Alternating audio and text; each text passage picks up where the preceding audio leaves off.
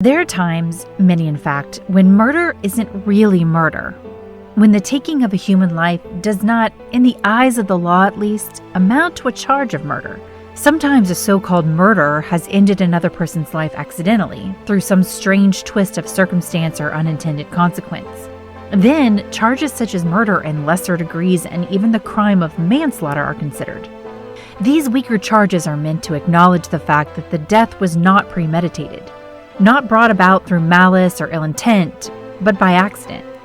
Often in those cases, the question of whether the offender is really guilty of the crime is less clear, and in many cases, the jury decides on balance, despite the loss of life, to acquit.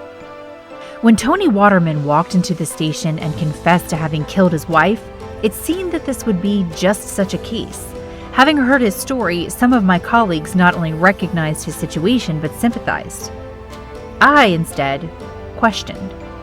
Part of what makes me such an effective detective, and probably what makes me quite a difficult person to live with, is my attention to detail and tendency to rely on my instincts about people.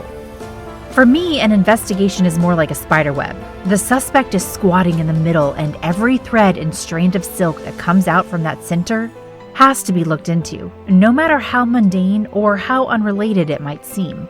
Because just like in a spider web, even the furthest supporting strand is connected back to the center and the spider that waits there. Waterman should have been an open and shut case. He had inadvertently poisoned his wife.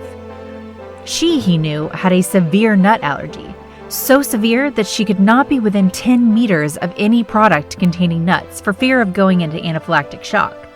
She carried an EpiPen with her at all times in case she did accidentally come into contact with nut products, and carried a card that she could hand people in case of an attack so that they could contact the emergency services as quickly as possible and get her to a hospital.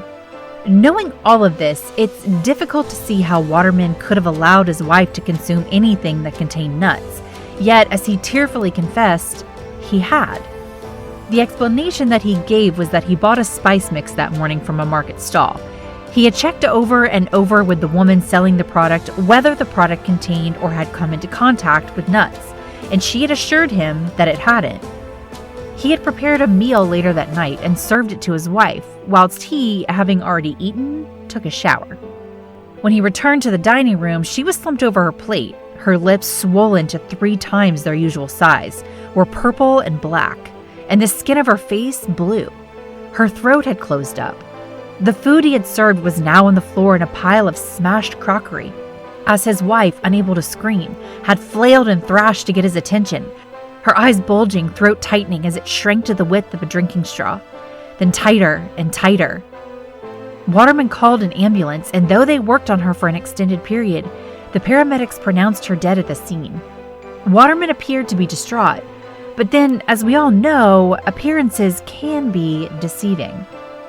The spice mix was sent to the lab for testing, but even before any analysis came back, I was told that a trace element of the kind they might find in such a thing would not kill a person. Perhaps in 1 in a million quark, the reaction could be so severe, but it was highly unlikely. I decided to pull at the spiderweb. With Waterman in custody, at least until it could be established that this was an accident, I visited his home. Though in all likelihood the death would be put down to an accident and Waterman would be released without charge, we were legally able to hold him for 48 hours on suspicion of murder. That pending charge allowed us to obtain a search warrant. In my application for the warrant, I explained that I would be searching for any other nut products that might have been secreted somewhere in the house and slipped into the food given to Waterman's wife. In truth, that was what I was looking for. What I found with the aid of a sniffer dog was far more. On my first visit to the house itself, I found very little. What I did find, however, on a piece of scrubland less than 200 yards from the house was a recently extinguished fire. In the ash were chicken bones, bones which, despite them having been reduced almost to a cinder, still drove the dogs wild when they recognized the scent of peanuts. Returning to the station, I asked for the chicken bones to be tested as quickly as possible. The next day, I returned to the house for a second closer look. Testing on the chicken had come back, Though they were mostly burnt, it was clear that the entire thing was at one time covered in a mix of sesame and peanut oil and had been slathered with crusted peanuts. It was also clear that someone had then tried to dispose of this meal by burning it in a nearby scrubland. Very recently. That this would be Waterman made perfect sense. He could not take the food he had recently served to his wife further away to hide it, because if he left it too long before calling paramedics, the time frame would seem suspicious. A fair guess would be that Waterman served this dish without thinking, found his wife dead after emerging from the shower, and in his panic, realizing that he would be culpable, had decided to dispose of the offending food, replacing it with a different dish and shifting the blame to whoever sold the spice mix. A fair guess, but not mine. Though I said that on my first visit I found very little, that does not mean the visit was not important. It was what I did not find that was important. On my first visit to Waterman's house, I had noticed a few things. Chief amongst them being in Waterman's bathroom, in which, ironically considering his surname, I did not find water. The floor of the shower was bone dry and the towels had not been used. Wherever Waterman was when his wife was choking, he had not been bathing. On the shelves were cards congratulating the pair on their marriage and photographs taken of the happy day with snow on the ground, in a location I recognized. This allowed me to date the wedding as within the last 2 months, when there was still snow, a fact confirmed by a date written in one of the cards and a save the date card pinned to the fridge. What I did not find was an earlier photo of the pair. They had just moved in together and they had been married recently. In fact, everything about Waterman was recent. Checking his social media profiles and online presence revealed quite a startling fact. Waterman's social media profiles only went back 9 months. He had started in his current job 11 months ago, and his passport and driver's license were both issued just under a year ago. He claimed on Facebook to have attended the state university, but when contacted, they had no record of him. The same went for the company he alleged to have worked to prior to his current job. Go back further than 12 months and nothing could be found. It appeared as if Tony Waterman popped into existence a year prior to this incident. As it turned out, the reason it appeared that way was because he had. Looking back at the photographs I had taken of Waterman's shower the previous day, on account of it not being wet, I had noticed something else. The shower grate, just below the taps, was held in place by 4 screws. Only the top 2 could be seen. I did not find the others.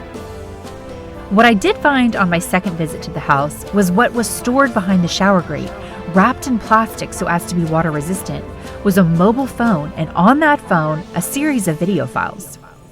In every one, a woman is seen choking, her eyes stricken with terror fixed on the person filming, her hands reaching out, grasping and begging to be helped as her face turns pale blue. Her eyes redden as capillaries and blood vessels burst and she claws at her last breaths. All while the person holding the camera laughs hysterically and backs away. One of those women was Waterman's wife. Or at least, one of them. Further investigation showed that Tony Waterman, as we knew him, was actually named Grant Fuller. He had been investigated for manslaughter 12 times and on trial for manslaughter 7 times. 7 times in 7 different states, using 7 different identities.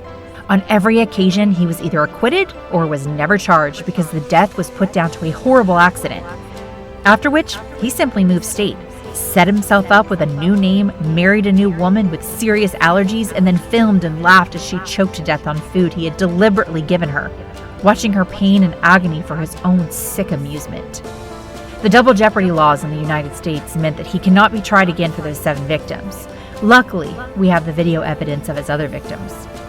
He's going to go down for a very long time, not for manslaughter, but for murder.